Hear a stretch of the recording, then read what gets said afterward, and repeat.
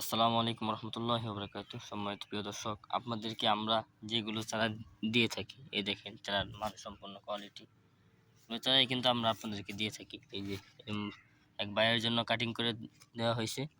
এই ভাইয়া কইছে মিডিয়াম রাখার জন্য, এই মিডিয়াম রাখা হয়েছে। তাই চারা পাশের জমিতে যাবে, পাশের গ্রামে ভাইয়া নিয়ে যাবে। এখানে 1000 চারা।